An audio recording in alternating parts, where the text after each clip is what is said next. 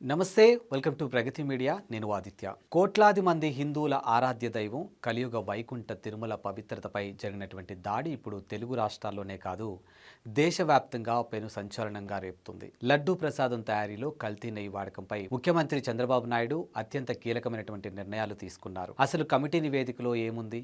బాధ్యులపై ఎలాంటి చర్యలు ఉండబోతున్నాయి?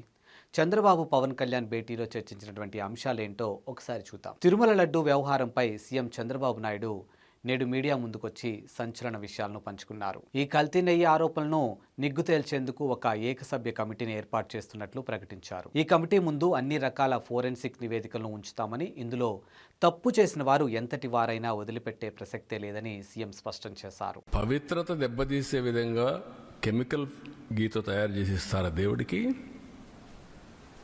మాట్లాడరు దాని గురించి.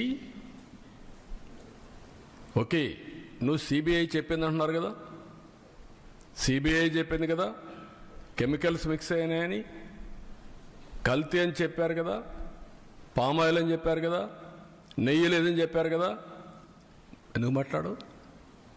మహాపాపం కదా ఇది. ఆ మహాపాపాన్ని గురించి క్షమాపణ చెప్పక్కర్లేదు దేవుడికి?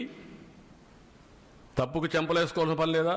సిబిఐ క్లీన్ చిట్ ఇచ్చింది అని ప్రతిపక్షాలు చేస్తున్నటువంటి ప్రచారాన్ని చంద్రబాబు తిప్పికొట్టారు. సిబిఐ ఎక్కడా కూడా కల్తీ జరగలేదని చెప్పలేదని, రిపోర్టులో పక్కా ఆధారాలు ఉన్నాయని ఆయన వెల్లడించారు. గత పాలకులు చేసినటువంటి పాపాలను కప్పిపుచ్చుకోవడానికే ఇప్పుడు ఎదురుదాడి చేయడం దుర్మార్గమైనటువంటి రాజకీయమని ఆయన మండిపడ్డారు. ఈ సమావేశంలో ముఖ్యమంత్రి చాలా భావోద్వేగానికి లోనయ్యారు. ఇక తిరుమల అనేది కేవలం రాజకీయ అంశం కాదని, అది భక్తుల మనోభావాలకు సంబంధించినటువంటి విషయమని ఆయన తెలియజేశారు. వెంకటేశ్వర స్వామి మా కుటుంబ దైవం, దేవుడి నామాలు చూసినటువంటి మాకు భక్తి కలుగుతుంది. ప్రతి శనివారం ఉపవాసం ఉండే సాంప్రదాయంలో పెరిగామంటూ తన భక్తిని చాటుకున్నారు. 2003లో తనపై జరిగినటువంటి హత్యాయత్నాన్ని గుర్తు చేసుకుంటూ, ఆ దాడి నుంచి నేను బతికానంటే అది కేవలం ఆ స్వామి కృపే, నాకు పునర్జన్మ లభించింది, ఇక దేవుడిపై నమ్మకం లేకుండా నేను ఉండలేను అని చెబుతూ కల్తీ నెయ్యి వాడకంపై తన ఆవేదనను వ్యక్తం చేశారు. ఇకపై సాంకేతికత అంశాల విషయానికి వస్తే సిట్ నివేదికలో విస్తుపోయే నిజాలు బయటపడతాయని సీఎం తెలిపారు. లడ్డూ తయారీ కోసం వాడే నెయ్యిలో పామాయిల్ కలిపినట్లు నిర్ధారణ అయిందని ఆయన పేర్కొన్నారు. బ్రిటిష్ పాలకులు కూడా దేవుడి పవిత్రతను కాపాడారని, కానీ గత 5 ఏళ్లలో కొన్ని శక్తులు